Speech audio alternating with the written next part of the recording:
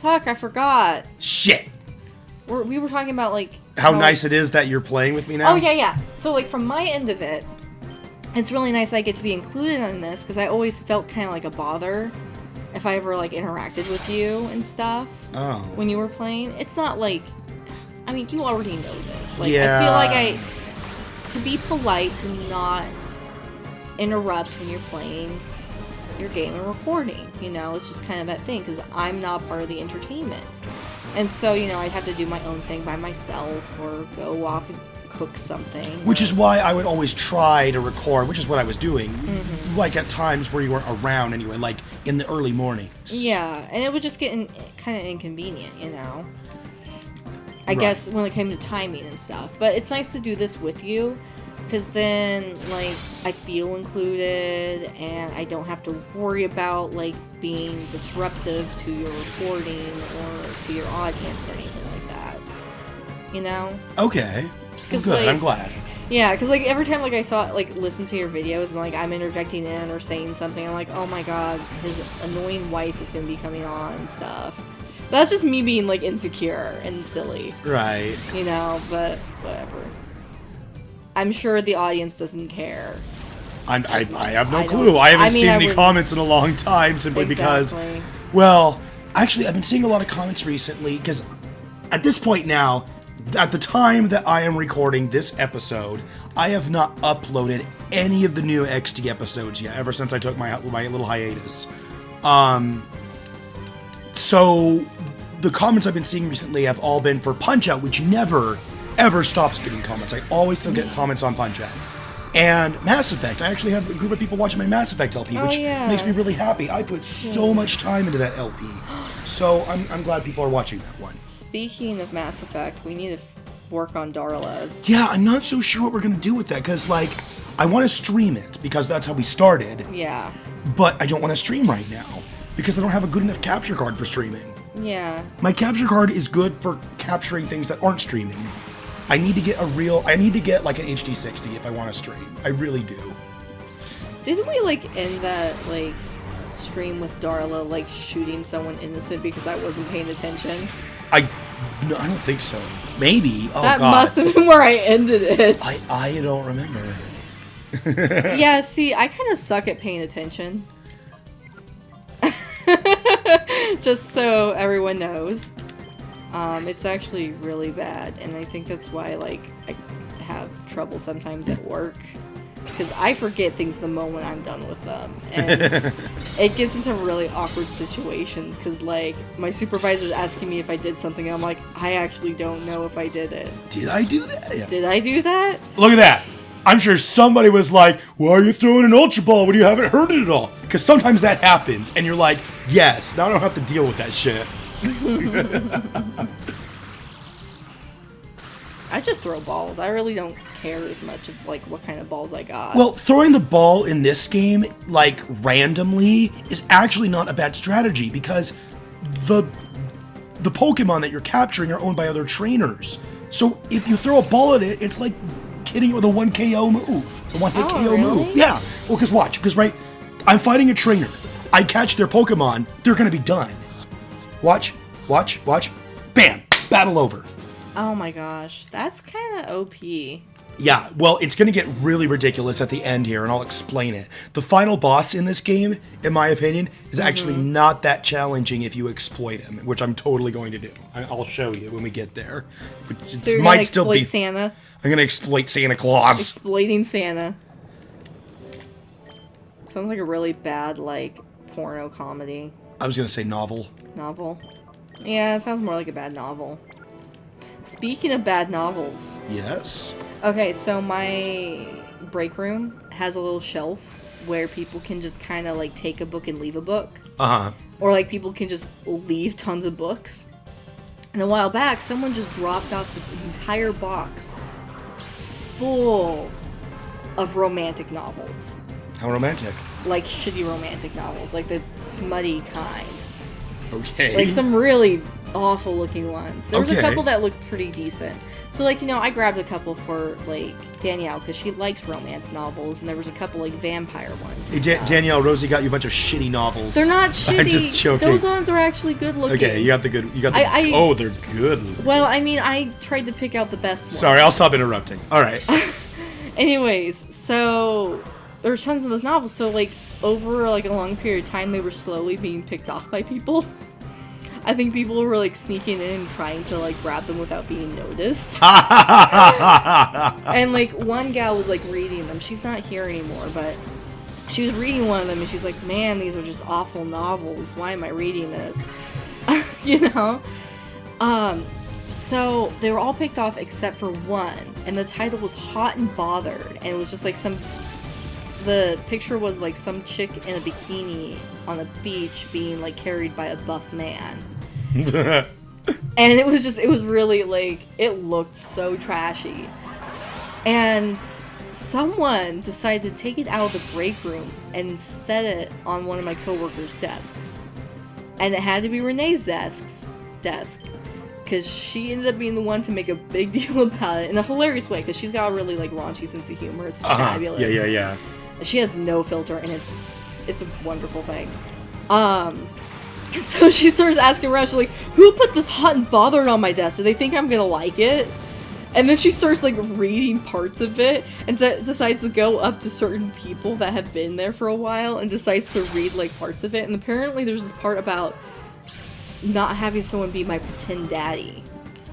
What? Oh yeah, it was like some weird things going on in that book. Steamy. I don't see that as steamy. I think it's creepy. But I've never been into the whole daddy thing. It just sounds way too much like, you know, family sexual abuse. What's your name? But who's your daddy? That's just how I feel about it. And is he rich like me? Anyways, has he taken Isaac. any time? Don't you know that song? No. It's from the 60s, I think. I don't listen to 60s music. Oh. Except Okay. for the Beatles. Alright. And the Rolling Stones. But anyways. Except for these two really big, famous 60 bands, I don't listen to any 60s music. Oh, and Beach Boys. Anyways. Right. Okay. So this Hot and Bothered novel kept kind of circling its way around the office via Renee. And she went up to, like, this guy from editorial. He's, like, this, like, older dude who's been there for a while. And he's, like, this quiet guy, really reserved. Starts reading the pretend daddy scene to her. Oh, to dear him. Lord. And he gets so red in the face and just leaves. And then she just decides to just leave it on, like, some random desk in the middle of our department. And then, like, a few weeks later, one of the supervisors walks by and she's like, whose book is this? Is this yours? One of the supervisors? Yeah. Wait, is this yours to who? To my supervisor. Oh. Yeah. Yeah, she's just like, is this your book? And my supervisor's like, no. And I don't know where it went after that, but it's like, it's the book. Your supervisor took it home. Oh my god, no. I don't think she would read that kind of stuff. But then again, I don't know. I don't know what people read in their spare time. I read nothing in my spare time. You're not. I play video games. I read text dialogues to Fire Emblem in my spare time. I read fantasy novels with lots of violence and everyone dying. Oh, you read Game of Thrones? Yeah, I have. I know. I've read everything that's out right now of that book series, and I'm waiting for the next book to come out. Okay, which is actually A Song of Ice and Fire, right? Yeah, Song of Ice and Fire. I just didn't want to be a prude and correct you on it. Right, well, but, I mean, that's the actual distinction, though. It's like... Yeah, that's the why do they series. call this the series Game of Thrones anyway? Because it sounds cooler, because that's the title of the first book. And it actually, I feel... Okay, I can see it. Honestly, the title Game of Thrones makes more sense with the story. As an overarching thing. Than Song of Ice and Fire. Because the Song of Ice and Fire is like a really obscure thing mentioned in like the 4th or 5th book. Well, do you think it's going to have a bigger presence in later books? It probably will. Because the thing is like one of the main characters, and her entire family lineage and her entire history or whatever, and her character is based around fire and dragons and all this stuff. And like it's kind of part of her story is like a coming of age where she's going to build up all this power and go take her birthright through fire and blood. Fire and blood. But her birthright, the kingdom that her family is in control of, is going through this crazy ass stuff, and there's like this huge mystical evil thing building up that's ice based, and it's like these like dead icy things. Wait, my name is Carbon. My name is Patron. Oh. Together we bring the Power Devil's explosion attack. How do people put up with this shit? Probably do what we're doing and just talk over it. Oh, I know. I really like this game, actually. I wish they would make more of these. Yeah. I really like the format of, you get... It's a different type of Pokemon game. You know what I mean? Yeah. You are restricted to these specific Pokemon that you can capture throughout the game, and then also everything's a double battle. That in itself makes it a very different and very interesting challenge. Oh yeah, and I bet it's fun. It's a lot of fun. I mean, that's the whole most of the games I'm doing on the Let's Play channel are nostalgic games for me. They're games I really liked as a kid, and I want to show them off to everybody. Like, hey, this was a game I played when I was a kid, and this is why I liked it, and shit. But, I mean, and then other games on the channel are, like, ones that I want to play. You know, like Dragon Ball Xenoverse, when I did that, I was like, oh, yeah, this is a game I wanted, and now I'm playing it. Or, you know, there's other games that are going to be ones that are, you know, I technically blind LPs. That, you know, I haven't played that game before. So, you know. It's just fun. See, like, I wish I could understand the game nostalgia stuff as much as my peers. Well, yeah, because you don't have game nostalgia, like... Not in the same way. Well, because you didn't...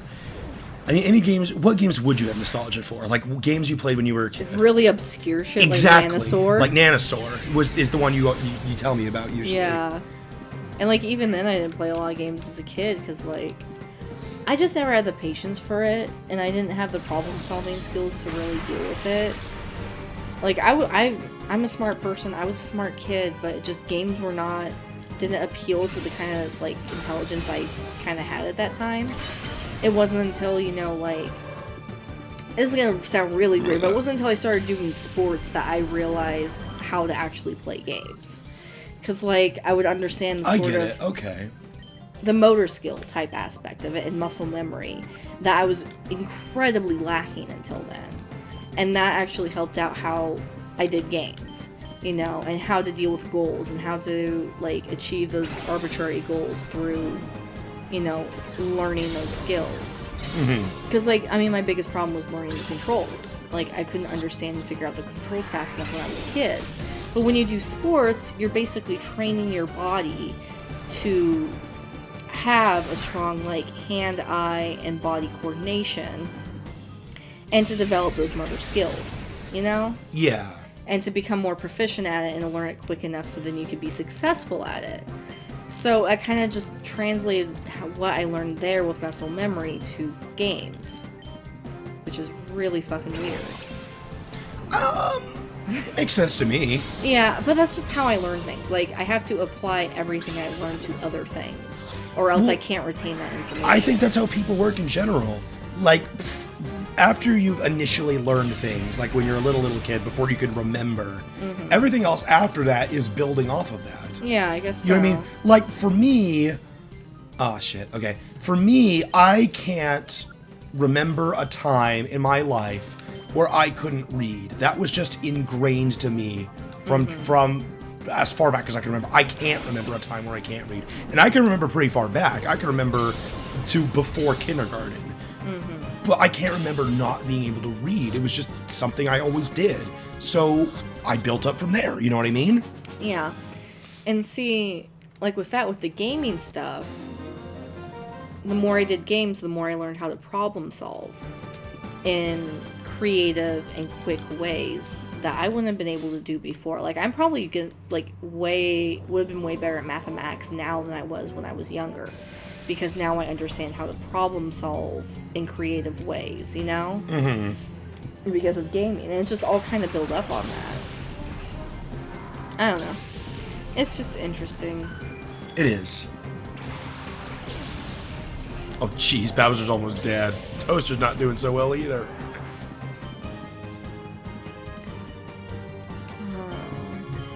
You okay? Yeah. What's up? Bowser's the fastest? What the shit? I guess that's just how it works. Did you know walruses are faster than foxes? You know, it's surprising how fast walruses can flubber move. Is that right? Have you seen, like, a seal or a walrus try to, like, charge at something? No, I haven't. Holy shit, they're pretty fast. A seal, yes. Not a walrus, though. I guess a walrus wouldn't be too different, It wouldn't be too different, no. And, I mean, they're all fast in the water, too. I mean, it looks awkward as hell that when they're doing their little flumpy, like, trying to run. But, whoa. yeah. I think that was a better walrus impression than I was expecting. I actually don't like walruses. Really? Oh, I think love they're walruses. Ugly and I awful. think they're awesome. But you can tell, can't you? Yeah. You see an animal like a walrus, and don't you think, yeah, that's the kind of animal Isaac would like? Oh, yeah. You know what I mean? Yeah. It's totally a type of animal that's up my alley. Something that's, like, big and frumpy and looks like an old man. Usually things that look like old men. But, like, tough old men. Exactly. I like tough old men. Like, my favorite... This is a weird example. Okay. My favorite Miyazaki movie is Castle in the Sky. And my favorite character from Castle in the Sky, such a minor character, my favorite character from Castle in the Sky is Pops. Just the minor character from the beginning of the movie that's the foreman. Yeah, I think you just like, you know, old men that are tough and have a big personality. They remind me of my grandpa. Oh, really? In a lot of ways, yeah. Well, not that's so only that, sweet. but when I was a kid and I played video games with my grandpa, because my grandpa did everything with me, and I played video games with my grandpa, Oh my God. he would always play as those types of characters. He sounds like such an awesome person. Oh, I loved my grandpa so much. Like, I mean, not even just from stories from you, you know, but stories from, like, your mom and your relatives about what your grandpa was like when he was around. Oh my gosh. He sounds like a really, like, awesome person. He really was. Yeah. Snag ball time. Snultra ball. We're getting Hitmonchan and Hitmonlee. Ooh. Of the two, I like Hitmonlee more. I don't like either Oh, more than the other, you know? okay. Kind of feel the same about them. I don't know, there's not a lot of, like, classic Pokemon I really like, even though they're the ones I'm more familiar with. Right, well, but for you, the first Pokemon game you ever played was X. Yeah, but I watched a lot of Pokemon as a kid. Okay. And I had some of the cards and some of the other merchandising from the Pokemon franchise. Like my big old, like, Charmander plush. Right, which we I've have. kept around for years. We still have that. I took it with me to college. That's how much I loved it. Alright, we gotta cut off after this guy is dead. Were there, like... Oh. I'll ask you later. Okay. We defeated Scythopeon Petro. Now no one can vote for him. Goal!